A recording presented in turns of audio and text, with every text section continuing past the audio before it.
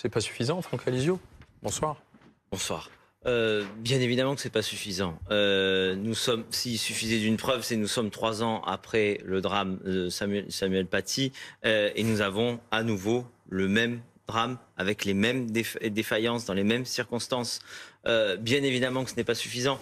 Et j'ai envie de vous dire, ce n'est pas suffisant non plus que le gouvernement essaie de courir après le Rassemblement national plusieurs années après, parce que ce temps, on le voit, il se compte en vie humaine. Vous nous courez après en tout et pour tout. Et on demande clairement un référendum sur l'immigration qui permettrait de remettre tout à plat, qui permettrait justement de pouvoir faire passer ce qui est logique et légitime, la Constitution au-dessus de, par exemple, la Convention européenne des droits de l'homme. Et on nous propose quoi? Un projet de loi pour avoir une nouvelle filière d'immigration et une filière de régularisation. Dans les faits, c'est ça, ce projet de loi, avec un petit peu d'homéopathie autour, mais grosso modo, c'est ça.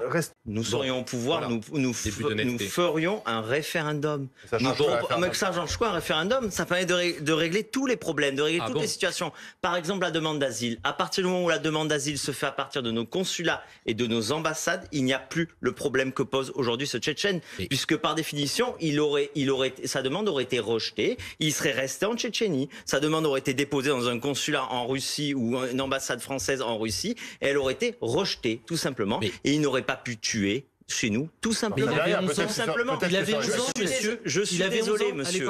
Lorsque vous dites qu'on mélange tout, mais sa famille aurait été rejetée, sa famille était islamiste. Mais vous mélangez tout. Ici, on parle pas de rodomontage, de référendum. Ça fait 30 ans que les décisions auraient dû être prises. Contre l'islamisme radical. Qu'est-ce que vous croyez qu'on fait quand on vote la loi séparatisme? Qu'est-ce que vous croyez qu'on fait quand on expulse 800 fichiers S radicalisés? Votre loi vise à régulariser massivement. Votre loi vise à créer une filière supplémentaire d'immigrés, et donc des terroristes en puissance. Mais évidemment. Alors attendez, je rappelle quelque chose de factuel.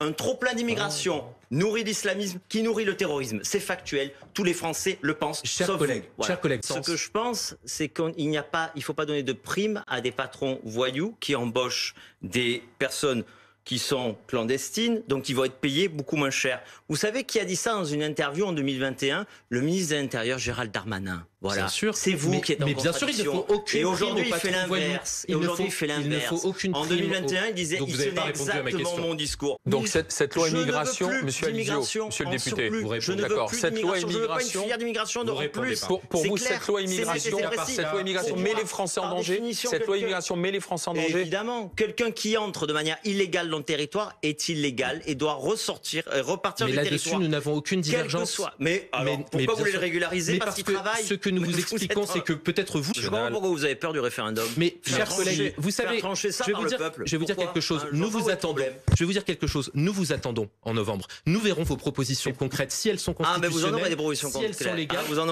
Et nous verrons si vous aurez le courage d'être constructif et de voter les propositions du gouvernement. Le référendum permet justement de modifier la Constitution. Donc, par définition, il faudra toucher à la Constitution, monsieur. On ne sait pas pourquoi vous avez toujours pas fait une proposition concrète. Merci, messieurs les députés. Merci, Amandine Atalaya.